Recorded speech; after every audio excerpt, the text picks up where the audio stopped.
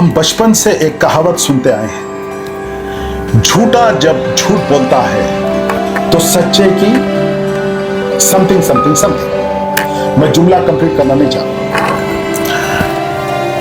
कल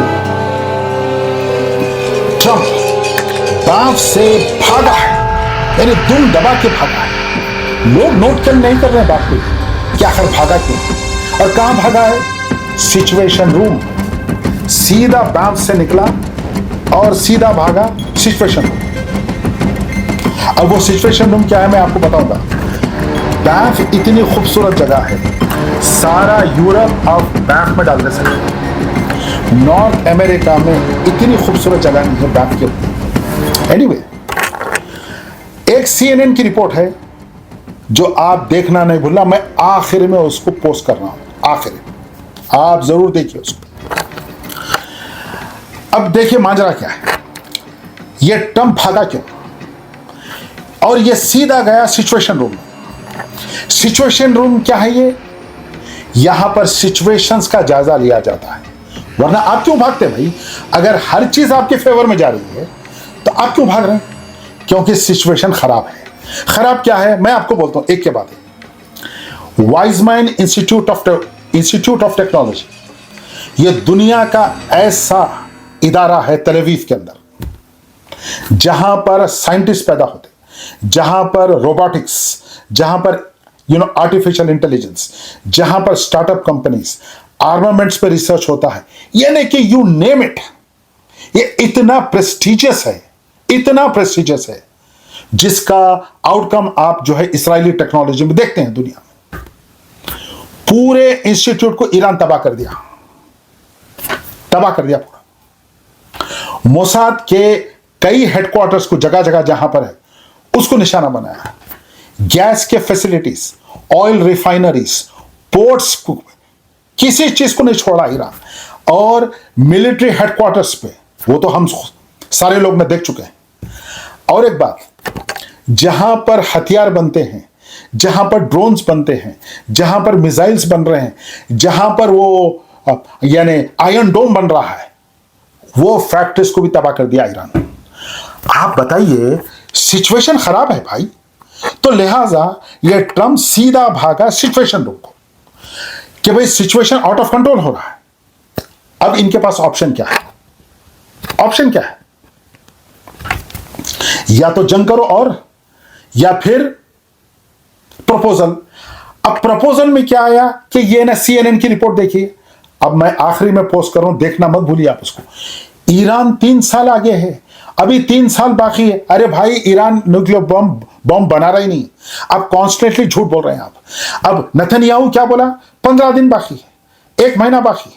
अरे ना 1 महीना बाकी है, ना 2 महीने बाकी है, ना 3 महीने बाकी है। ईरान न्यूक्लियर वेपन बना रहा ही नहीं। आप झूठ बोल के हमला करें। अच्छा, हमला करके ना 3 जगह पे, तीनों जगह फेल हो गए आप। एक तो उनके साइंटिस्ट को मारे आप, उनके लिए मसला ही नहीं है वो। मसला इन द सेंस साइंटिस्ट की production fact. Iran is a hub of scientific prowess. वहां पर PhDs फिजिक्स के, PhDs केमिस्ट्री के ऐसे निकलते हैं जैसा कि आप कोई ना पॉपकॉर्न की मशीन है। तो आप वहां पर फेल हो गए। फिर आपने रेवोल्यूशनरी गार्ड्स को मारे, आप मार के गलती कर दी। आप ओल्ड गार्ड्स थे, वो जरूर थे, मगर जो नया टैलेंट आया है, जो नया खून आया है, वो इतने वेंजेंस और जोश के साथ आया है, आपकी ईंट से ईंट बजा दे रहा, तो वो काउंटर प्रोडक्टिव हो गया आपके लिए। तीसरा, आप बोले नथांस का प्लांट बना दिए या मार दिए। अरे भाई, नथांस में कुछ भी नहीं है। नतांस के नीचे जो 80 किलोमीटर यानी 80 मीटर्स के नीचे वो इंटैक्ट है।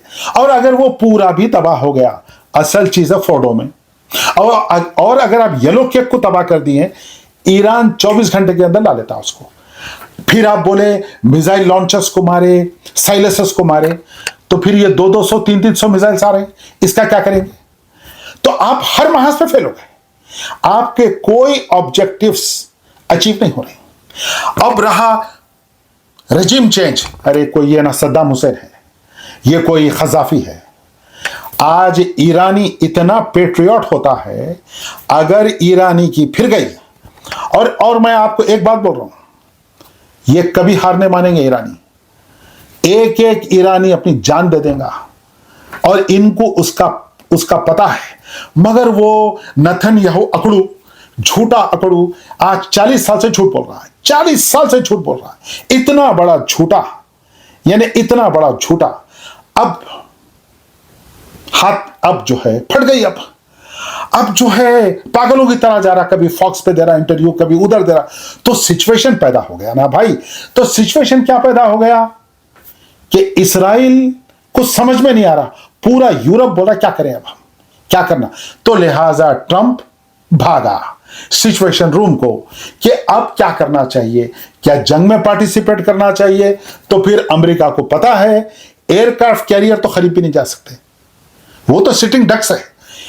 जब ईरान 2000 किलोमीटर वॉर कर रहा है, तो आप 500 किलोमीटर भी करीब आए तो सोच लो। फिर आपके बेसेस है, आपकी मिलिट्री है, सब कुछ है, पूरे पेट्रोकेमिकल के प्लांट्स, रिफाइनरीज पूरे घंटों के अंदर न तबाह हो जाएंगे, ये आपको मालूम है।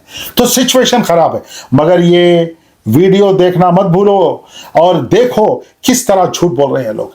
अभी तक की रिपोर्ट थी कि ईरान 3 दिन, 6 दिन, 15 दिन, अरे झूठ की इंतहा है।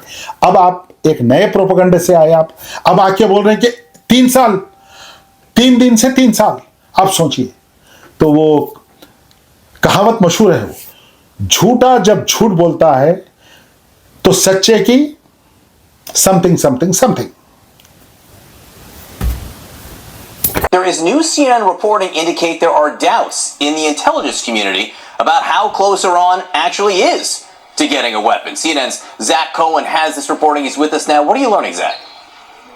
Yeah, John, there appears to be some daylight between the U.S. intelligence community and Israel, and I guess now Donald Trump, on this question of how close Iran is to obtaining a nuclear weapon. And specifically, sources telling me and our colleague Katie Bo Lillis that the intelligence community assessed before the most recent Israeli strikes that Iran was years away, as much as 3 years away, from not only obtaining a nuclear weapon, but developing the system meant to deliver it at a target of its choosing. And that does really run counter to the more urgent and dire timeline that Israel and Donald Trump have put forward in recent days. Israel, of course, saying, and Israeli Prime Minister Benjamin Netanyahu saying that Iran has been working in secret to develop nuclear weapons over the last several months, and that it's very close. You've always said that you don't believe Iran should be able to have a nuclear weapon, but how close do you personally think that they were to getting one? Because Tulsi Gabbard testified in March that the intelligence community said Iran wasn't building a nuclear weapon. I don't care what she said. I think they were very close to having it. So why does this matter, right? Israel has used this sort of urgent warning about Iran's nuclear program as justification for its latest round of preemptive strikes on Iran's nuclear facilities. Of course, this big question still hangs over the entire situation as to whether or not Donald Trump and the U.S. will become directly involved in the conflict. Donald Trump has said as recently as today that he wants to dismantle Iran's nuclear program. In order to do so, that will require one of two things, experts tell us, either a negotiated deal or U.S. military strikes. All right, Zach Cohen, some brand new reporting that fits right in where this story is right now. Appreciate your work on this. Thank you very much.